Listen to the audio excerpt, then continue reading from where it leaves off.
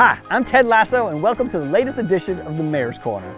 Actually, no, it's Sean Reardon, but I am Ted Lasso today for Halloween, and I am coming to you from one of the best spooky houses in Newburyport at Halloween, okay? So I'm on the corner of Tilton and McClintock Streets, and we're at the Page family house, but you probably have seen this house on TV before because every year they go above and beyond for Halloween, right? And I live in this neighborhood, so it makes this one of the best Halloween neighborhoods in the city by far. And I tell you, because of the spirit of the Page family and what they do each and every year, it kind of reverberates throughout the whole neighborhood, right? And you'll see it if you come down here for trick or treat on Monday.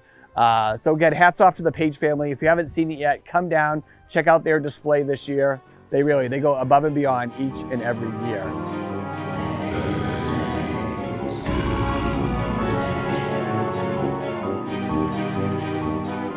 So just a couple quick Halloween reminders, right? We're going into Halloween weekend.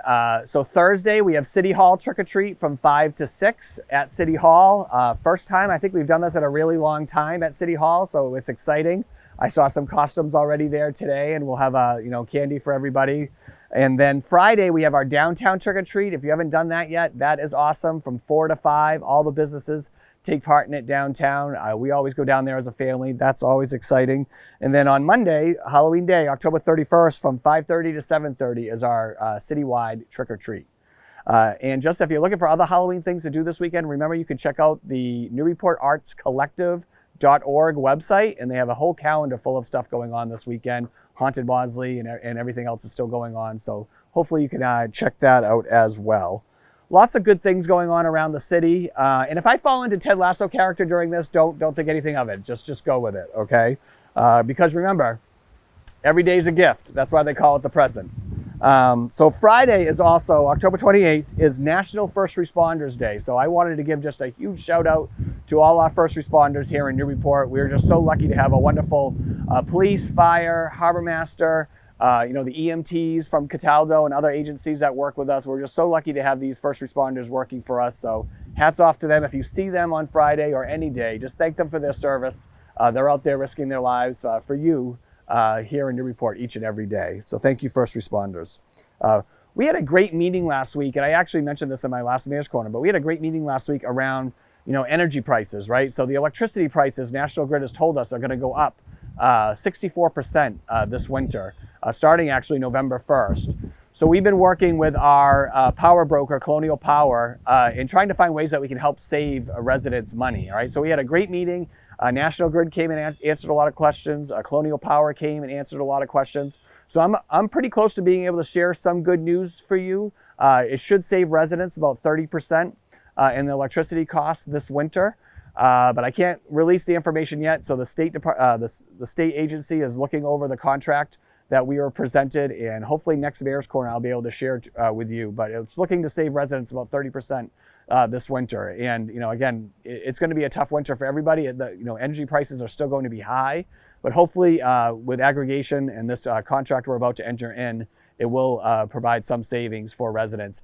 And I just want to remind you, you also can opt out of your current plans right now and find less expensive energy sources as well. But I'm really excited about this. It was some really good news this week, and so we'll be sharing that info with you soon. But we're excited about that. The Plum Island Dredge project is still going on. I don't know if you've gone out to the island to check it out, but I'm getting regular reports from the Army Corps of Engineers and also residents who are taking pictures and videos and sending them. I try to go out there a couple times a week. It's going along great. We're actually going to have kind of a ceremony on Monday, kind of like a ribbon cutting, but not so much. But we've some of our state and federal leaders are coming to town because they want to celebrate that this dredge is finally taking place. Senator Markey, Ed Markey will be here, which is exciting. Congressman Seth Moulton will be here. State Senator Bruce Tarr will be here. Some of the higher ups in the Army Corps of Engineers will also be here. And also some local officials as well. So again, we're just really excited that this project is finally taking place. So far, so good. It's going really well. H&L Contracting is doing a great job.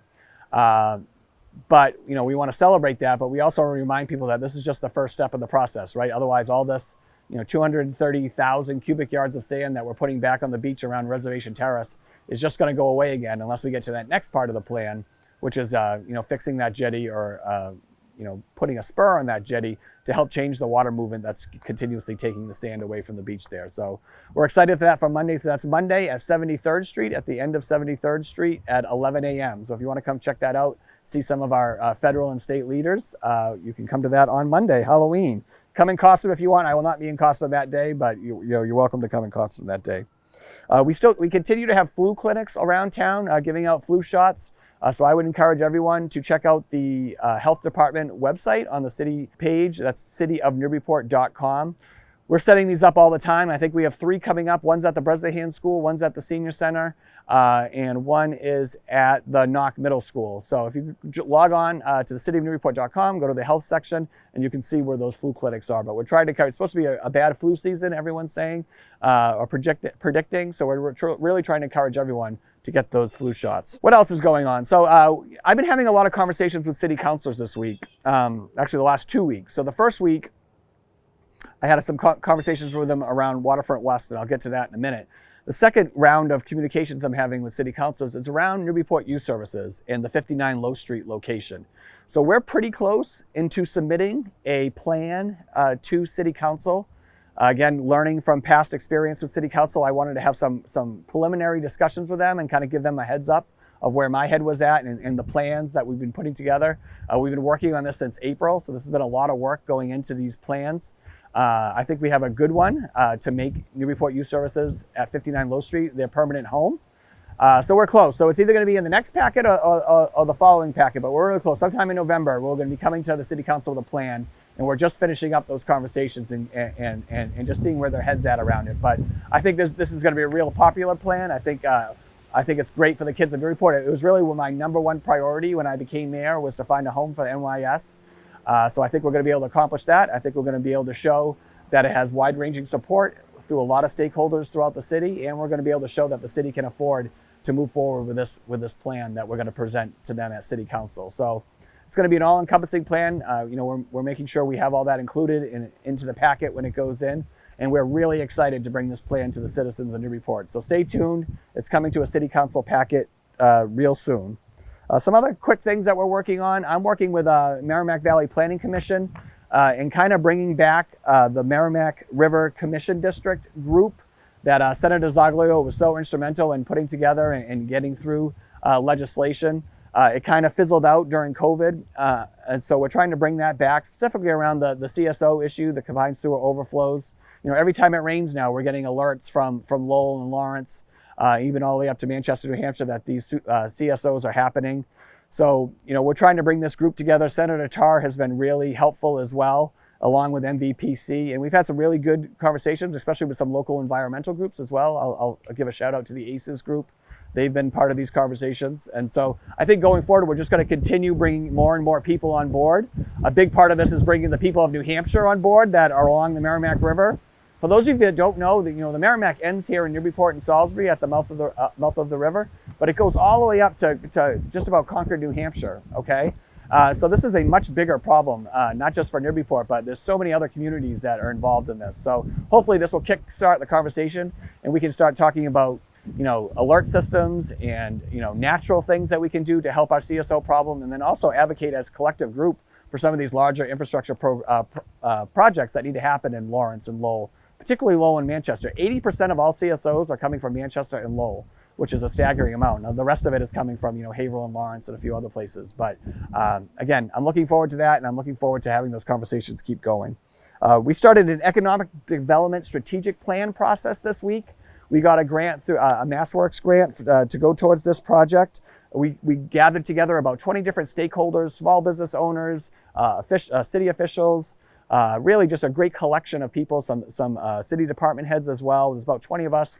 We're working with Carl Seidman in Civic Moxie. Carl's out of MIT, done a lot, very well known for doing a lot of this work around the state.